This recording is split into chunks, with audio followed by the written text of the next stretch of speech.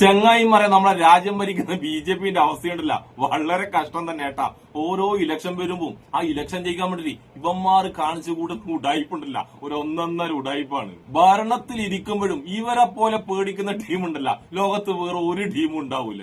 ഇപ്പൊ നടക്കാൻ പോകുന്ന ഇലക്ഷനിൽ വിജയിക്കാൻ വേണ്ടി ഒരു പുതിയ ഉടായ്പായിട്ടാണ് നമ്മളെ സംഘികൾ ഇറങ്ങിയിട്ടുള്ളത്. എന്താ ഉടായ്പ എന്നറിയാം? വനിതാ സംവരണ ബില്ല്. ഈ ബില്ലുണ്ടല്ല 2023 ഒന്ന് പാസ്സാക്കിയതാണ്. ആ പാസ്സാക്കിയ ബില്ലുണ്ടല്ല മൂലക്ക് വെച്ചിട്ടുള്ളേ, തിരിഞ്ഞു നോക്കാണ്ട് മൂലക്ക് വെച്ചിട്ടുള്ളേ. എന്നിട്ടാണ് ഇപ്പൊ ഉണ്ടല്ല പുതിയൊരു വനിതാ സംവരണ ബില്ലുമായിട്ട് സംഘികൾ ഇറങ്ങിയിട്ടുള്ളത്.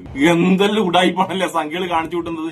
ഈ ബില്ല് പാസ്സായിട്ടില്ല എന്ന് അറിഞ്ഞപാടും നമ്മളൊരു കുലസ്ത്രീ സംഘിണി, മോനെ എന്തൊരു സംഘിണിയാണ്, കുറെ പൊട്ടത്തരവും കുറെ വിഡ്ഢിത്തരവും പറഞ്ഞോണ്ട് ആകെ കുരുപൊട്ടിയിട്ട് ഇറങ്ങിയിട്ടുണ്ട്. ആ കുലസ്ത്രീ സംഘിണിന്റെ പേരാണ് സിന്ധു ആയിരവീട്ടില്. ആ കുലസ്ത്രീ സംഘിണി പറഞ്ഞ വൻ പൊട്ടത്തരം നമുക്ക് ആദ്യം കേൾക്കാം. അതിനുശേഷം ഉണ്ടല്ല നമ്മൾ അഡ്വക്കേറ്റ് മനീഷ രാധാകൃഷ്ണൻ ഈ കുലസ്ത്രീ സംഘിണിക്കും സംഘികൾക്കും ജിക്കും എല്ലാം നല്ല അടിപൊളി മറുപടി കൊടുക്കുന്നുണ്ട്. ആദ്യം നമുക്ക് ഈ കുലസ്ത്രീ സംഘിണിയുടെ വൻ പൊട്ടത്തരം കേൾക്കാം.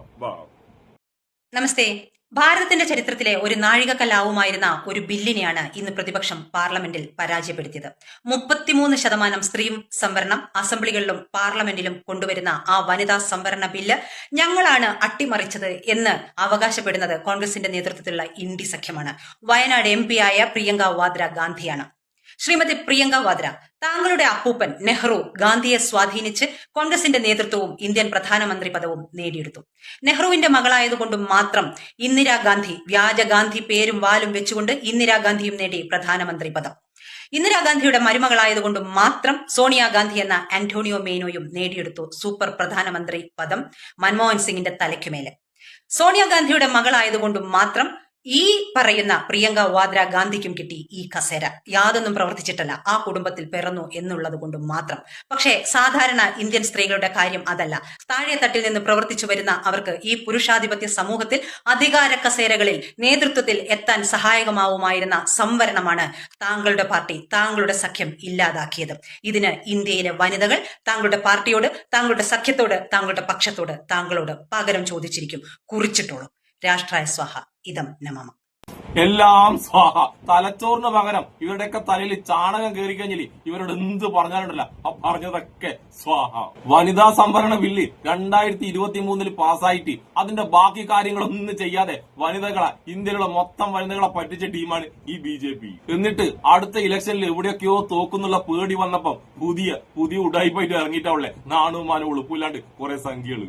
എന്തായാലും നമുക്ക് ഈ സഗിണി ചേച്ചിക്കും ഇന്നലെ രാത്രി വന്ന് തള്ളിയ നമ്മളെ മൂത്തജിക്കും മൊത്ത സംഖ്യക്കും നമ്മൾ അഡ്വക്കേറ്റ് മനീഷ രാധാകൃഷ്ണൻ കൊടുക്കുന്ന അടിപൊളി മറുപടി ഒന്ന് കേട്ടിട്ട് വന്നാലോ? നമസ്കാരം. പാർലമെന്റിലും നിയമസഭകളിലും വനിതകൾക്ക് 33% പ്രാതിനിധ്യം കൂട്ടാൻ പോകുന്നു. ലോക്സഭയിലാണെങ്കിൽ അംഗബലം കൂട്ടുന്നു. കേന്ദ്ര സർക്കാരിന്റെ പുതിയ ഡീലിമിറ്റേഷൻ ബില്ലിന്റെ ഹൈലൈറ്റ്സ് കൊള്ളാം. പക്ഷേ വനിതാ സംവരണത്തിന്റെ മറവിലെ ലക്ഷ്യം എന്താണ്? ദക്ഷിണേന്ത്യൻ സംസ്ഥാനങ്ങളുടെ ശബ്ദം സ്ഥിരമായി ദുർബലപ്പെടുത്താൻ പോകുന്നു എന്നതാണ് ചുരുക്കം. ഡീലിമിറ്റേഷൻ എന്ന് പറയുന്ന ഒരു ബില്ല് പാർലമെന്റിലൂടെ മുന്നോട്ട് കൊണ്ടുപോവാണ്. എന്താണ് ഈ ഡീലിമിറ്റേഷൻ? ഡീലിമിറ്റേഷൻ എന്നത് ഓരോ സംസ്ഥാനത്തിനും എത്ര പാർലമെന്റ് സീറ്റുകൾ ലഭിക്കണം എന്ന് പുനർനിർണ്ണയിക്കുന്ന ഒരു പ്രക്രിയയാണ്. ഈ ഡീലിമിറ്റേഷൻ എന്ന് വെച്ചാൽ ജനസംഖ്യ കൂടുതലാണെങ്കിൽ അവർക്ക് സീറ്റുകളും കൂടുതൽ കിട്ടും. ഇപ്പൊ ലോക്സഭയിൽ 543 സീറ്റുകളുണ്ട്.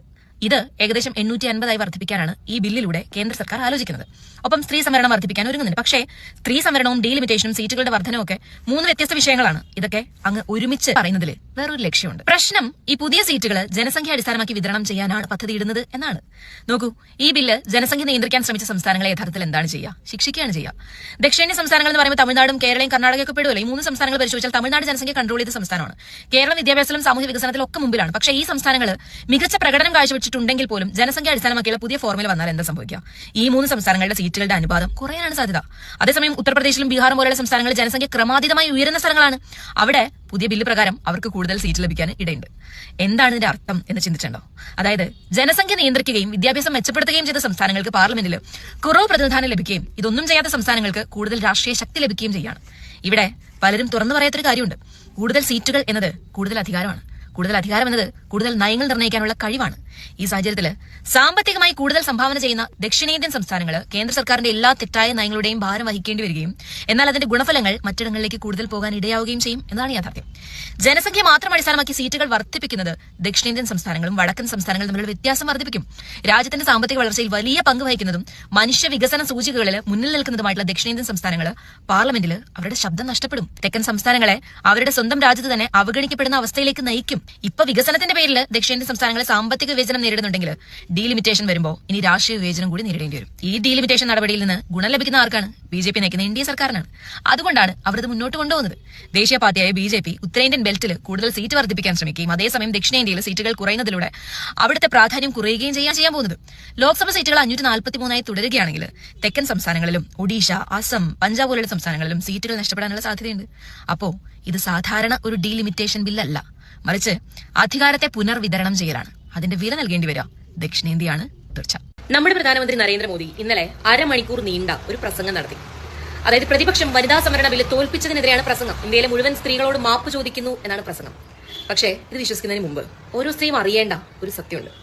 യഥാർത്ഥത്തിൽ ഇന്നലെ പാസ്സാക്കാൻ കഴിയാതെ പോയത് വനിതാ സംവരണ ബില്ലല്ല എന്നതാണ്. ഇന്നലെ അത് വോട്ടിങ്ങിന് പോലും വന്നിരുന്നില്ല എന്നതാണ്. വനിതാ സംവരണം എവിടെയും അട്ടിമറിക്കപ്പെട്ടിട്ടില്ല. കാരണം സ്ത്രീകൾക്ക് 1/3 സംവരണം നൽകുന്ന ബില്ല് 2023 തന്നെ പാർലമെന്റിന്റെ ഇരു സഭകളും പാസ്സാക്കിയിട്ടുണ്ട്. കേവല ഭൂരിപക്ഷത്തിന്റെ അടിസ്ഥാനത്തിൽ ഒരു നിയമ ഭേദഗതി കൊണ്ടുവന്നാൽ നിലവിലുള്ള 543 സീറ്റുകളിൽ 1/3 സ്ത്രീകൾക്ക് സംവരണം ചെയ്ത് ഉത്തരവിറക്കുന്നതിന് ഒരു തടസ്സവും ഇല്ല. ഉത്തരവിറക്കി വനിതാ സംവരണം നടപ്പാക്കുന്നതിന് പകരം വനിതാ സംവരണ നിയമത്തെ പ്രതിപക്ഷം അട്ടിമറിച്ചു എന്ന തരത്തിൽ വ്യാജ പ്രചരണം നടത്തുക മാത്രമാണ് ഇപ്പോൾ ചെയ്തിരിക്കുന്നത്. വനിതാ സംവരണ നിയമത്തെ അട്ടിമറിച്ചു എന്നത് വ്യാജ പ്രചരണമാണ്. ഈ വ്യാജ പ്രചരണത്തിന് ചുക്കാൻ പിടിക്കുന്നത് പ്രധാനമന്ത്രിയുമാണ്. 3 വർഷം മുമ്പ് പാസാക്കിയ വനിതാ സംവരണ ബില്ലിനെ കുറിച്ചാണ് ഇപ്പോ ബിജെപിക്ക് ബോധോദയം ഉണ്ടായത്. നേരത്തെ പാസാക്കിയ വനിതാ സംവരണ ബില്ലിൽ ചർച്ച ചെയ്യുന്ന വേളയിലാണ് അന്നത്തെ ബില്ല് ഔപചാരികമായി നിയമപരമായി പ്രഖ്യാപിച്ചിട്ടില്ല എന്ന കാര്യം തന്നെ ഓർത്തത്. അങ്ങനെ ധൃതി പിടിച്ച് ഇക്കഴിഞ്ഞ ദിവസം പാതിരാത്രിക്കാണ് നിയമം നോട്ടിഫൈ ചെയ്തത്. ഇതിൽ പരം അപഹാസ്യമായ മറ്റെന്തെങ്കിലും ഉണ്ടോ? ഇന്ത്യ മുന്നണി പരാജയപ്പെടുത്തിയത് യഥാർത്ഥത്തിൽ വനിതാ സംവരണ ബില്ലിനെ അല്ല, പിന്നെയോ വനിതാ സംവരണ ബില്ലിന്റെ മറവില് ഇന്ത്യയുടെ ഫെഡറൽ ഘടനയെ തകർത്ത് തങ്ങൾക്ക് നിലവിൽ മേധാവിത്വമുള്ള രാജ്യത്തിന്റെ ഒരു ഭാഗത്തേക്ക് മാത്രമായിട്ട് അധികാരം മുഴുവൻ കേന്ദ്രീകരിക്കാനുള്ള കേന്ദ്ര സർക്കാരിന്റെ വഞ്ചനപരമായ നീക്കത്തെയാണ്. അതുകൊണ്ട് തന്നെ കേന്ദ്ര സർക്കാർ പറയും പോലെ ഇത് രാജ്യത്തെ വനിതാ മുന്നേറ്റത്തിന് ഏറ്റ തിരിച്ചടിയൊന്നുമല്ല, പകരം ഇന്ത്യയുടെ ഫെഡറലിസം താൽക്കാലികമായിട്ടെങ്കിലും നേടിയ വിജയമാണ്. ചുരുക്കി പറഞ്ഞാൽ ഓണത്തിനിടയിൽ പൂട്ടുകച്ചവടം നടത്താൻ നോക്കി. അതാണ് പ്രതിപക്ഷം എതിർത്തത്. സാധാരണ ഇലക്ഷൻ എടുക്കുമ്പോൾ അതിർത്തിയിൽ ഒരു വെടിവെപ്പും നുഴഞ്ഞുകയറ്റമൊക്കെയാണ് ഉണ്ടാവാറുള്ളത്, പ്ലാൻ ചെയ്യാറുള്ളത്. ഇത്തവണ വനിതാ ബില്ലിന്റെ മറവില് ഒരു ഉഡായിപ്പ് നടത്താൻ നോക്കുകയാണ് ചെയ്തത്. ഇപ്പോൾ കാണിക്കുന്ന ഈ സ്ത്രീ സംരക്ഷണ സ്നേഹം ഉണ്ടല്ലോ, ബംഗാളിലെയും തമിഴ്നാട്ടിലെയും ഇലക്ഷൻ മുന്നിൽ കണ്ടുകൊണ്ടുള്ള ജിയുടെ വെറും നാടകം മാത്രമാണ്. ഈ ജിയുടെ നാരീ സ്നേഹമൊക്കെ ഗുജറാത്തിലും മണിപ്പൂരിലും ഒക്കെ നമ്മൾ കണ്ടതാണ്. ഡീലിമിറ്റേഷൻ എന്ന നിബന്ധന മുഴുവനായി നീക്കം ചെയ്ത് ഇപ്പോഴത്തെ 543 സീറ്റുകളിൽ തന്നെ സ്ത്രീകൾക്ക് സംവരണം നൽകാൻ എന്തുകൊണ്ട് ഈ നാരി സ്നേഹിക്ക് സാധിക്കുന്നില്ല? ഇത് നടപ്പാക്കുകയാണെങ്കിൽ പല പുരുഷ എംപിമാർക്കും അവരുടെ സീറ്റുകൾ വിട്ടുകൊടുക്കേണ്ടി വരും. നിലവിൽ ലോക്സഭയിലെ വനിതാ എംപിമാരുടെ ശതമാനം കുറഞ്ഞ പാർട്ടികളിൽ ബിജെപി ഒന്നാണ്. അതുകൊണ്ട് തന്നെ ഇത് അവരുടെ എംപിമാരെ കൂടുതൽ ബാധിച്ചേനെ. പ്രധാനമന്ത്രിയുടെ മുഴുവൻ പ്രസംഗത്തിലും ഇപ്പോഴത്തെ 543 സീറ്റുകളിൽ തന്നെ സംവരണം കൊടുക്കാൻ എന്തുകൊണ്ട് കഴിയില്ലെന്നതിനെ കുറിച്ച് വ്യക്തമായ വിശദീകരണം ഉണ്ടായിരുന്നില്ല. അപ്പോ സർക്കാരിന്റെ യഥാർത്ഥ ലക്ഷ്യം വനിതാ സംവരണം നൽകുക എന്നതല്ലായിരുന്നു, മറിച്ച് ഡീലിമിറ്റേഷൻ വഴി ഉത്തരേന്ത്യൻ സംസ്ഥാനങ്ങളുടെ ലോക്സഭാ സീറ്റുകളുടെ പങ്ക് വർദ്ധിപ്പിക്കുകയും ദക്ഷിണേന്ത്യൻ സംസ്ഥാനങ്ങളുടെ പങ്ക് കുറയ്ക്കുകയും ചെയ്യുക എന്നത് മാത്രമാണ്. കുറെ കള്ളങ്ങൾ പറഞ്ഞിട്ടല്ല സ്ത്രീകളോട് ക്ഷമ ചോദിക്കേണ്ടിയിരുന്നത്. പകരം 2023 പാസ്സായ വനിതാ സംവരണ ബില്ല് ഏറെക്കാലം പൂട്ടിവെച്ചതിനാണ് ക്ഷമ ചോദിക്കേണ്ടിയിരുന്നത്. ഇന്നലെ മാത്രമാണ് അതുമായി ബന്ധപ്പെട്ട അറിയിപ്പുണ്ടായത്. അതിന്റെ ഉദ്ദേശം എന്താണെന്ന് പലരും അറിഞ്ഞിരുന്നില്ല. ആ നിയമത്തെ ഇത്തരമൊരു നീണ്ട ഇടവേളയ്ക്ക് ശേഷം ജനസംഖ്യാ പുനർവിഭജനത്തോടും ജനഗണനയോടും ഒക്കെ ഉദ്ദേശപൂർവ്വം ബന്ധിപ്പിച്ച് വീണ്ടും മുഴുവൻ ജനങ്ങളെ വഞ്ചിക്കാൻ ശ്രമിച്ചതിനാണ് മാപ്പ് ചോദിക്കേണ്ടത്. വോട്ടുകൾ നേടാൻ സ്ത്രീകളെ വെറും വോട്ട് ബാങ്കുകളാക്കി മാറ്റാൻ ശ്രമിക്കുന്നതിനാണ് മാപ്പ് ചോദിക്കേണ്ടത്. രാജ്യത്തിന്റെ തന്നെ ആദരണീയായ വനിതാ രാഷ്ട്രപതിയെ പുതിയ പാർലമെന്റ് മന്ദിരത്തിന്റെ ഉദ്ഘാടന ചടങ്ങിൽ നിന്നും അകറ്റി നിർത്തിയതിനാണ് മാപ്പ് ചോദിക്കേണ്ടത്. മണിപ്പൂരിൽ സ്ത്രീകളെ നഗ്നരാക്കി വേട്ടയാടുന്ന സംഭവങ്ങൾ ഉണ്ടാകുന്നതിനാണ് മാപ്പ് ചോദിക്കേണ്ടത്. രാഷ്ട്രീയ നേട്ടങ്ങൾക്കായി മാത്രം കളിക്കുന്ന വഞ്ചനപരമായ രാഷ്ട്രീയ കളികളിൽ സ്ത്രീകളെ വെറും ഉപകരണങ്ങളായും പാവകളായും കാണുന്നതിനാണ് മാപ്പ് ചോദിക്കേണ്ടത്. ന സ്ത്രീ സ്വാതന്ത്ര്യം അർഹതി എന്ന് പ്രഖ്യാപിക്കുന്ന മനുസ്മൃതിയുടെ രാഷ്ട്രീയത്തെ നടപ്പാക്കാൻ ശ്രമിച്ചതിനാണ് മാപ്പ് ചോദിക്കേണ്ടത്. ഇനിയും നട്ടലുണ്ടെങ്കിൽ പ്രാബല്യത്തിലുള്ള വനിതാ സംവരണ നിയമത്തിൽ ഉത്തരവിറക്കി നടപ്പാക്കി കാണിക്കും. അഡ്വക്കേറ്റ് മനീഷ രാധാകൃഷ്ണൻ പറഞ്ഞ കാര്യം ബോധവും വിവരമുള്ള നമുക്ക് മനസ്സിലാവും. പക്ഷെ ബോധവും വിവരവും ബുദ്ധിയില്ലാത്ത സംഘികളാ നമ്മൾ ഇക്കാര്യം എങ്ങനെ പറഞ്ഞ് മനസ്സിലാക്കാനാണ്?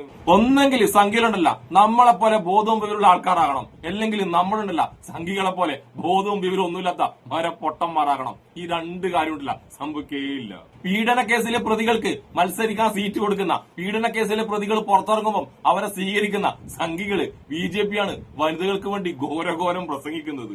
എന്തായാലും തോക്കുമെന്ന ഭയത്താല് ഭരണത്തിലിരിക്കുമ്പോഴും ഈ സംഖ്യയുടെ ഭയം ഉണ്ടല്ല എമ്മാതിരി ഭയമാണ്. ഇത്രയും മാനസിക സംഘർഷത്തിലാണ് ഓരോ സംഖ്യയും നമ്മുടെ രാജ്യത്ത് ജീവിക്കുന്നത്. അതൊക്കെ നിങ്ങൾക്ക് ആർക്കെങ്കിലും മനസ്സിലാകുന്നുണ്ടോ? നിങ്ങൾക്കും എനിക്കൊക്കെ എവിടെ മനസ്സിലാകാൻ വേണ്ടി മനസ്സിൽ നന്മ മാത്രമുള്ള നമ്മളൊക്കെ ഉണ്ടല്ല സുഖമായിട്ട് ഉറക്കം വരുമ്പോ സുഖമായിട്ട് ഉറങ്ങും. പക്ഷെ സംഖ്യക്ക് ഉണ്ടല്ല ഉറക്കം പോലും കിട്ടുന്നില്ല. അതുകൊണ്ട് ഉറക്കമില്ലാത്ത സംഖ്യകള് ഇലക്ഷൻ വിജയിക്കാൻ വേണ്ടി ഒരുപാട് ഉടായ്പ്, ഇതിലും വലിയ ഉടായ്പായിട്ട് ഇനിയും ഇറങ്ങും. എന്തായാലും വനിതാ സംവരണം ഇല്ലെന്ന ഈ ഉടായ്പ ഉണ്ടല്ല പ്രതിപക്ഷം ഒക്കെ ഉണ്ടല്ലോ ഒറ്റക്കെട്ടായി നിന്നോണ്ട് നടന്നില്ല, ഒത്തില്ല.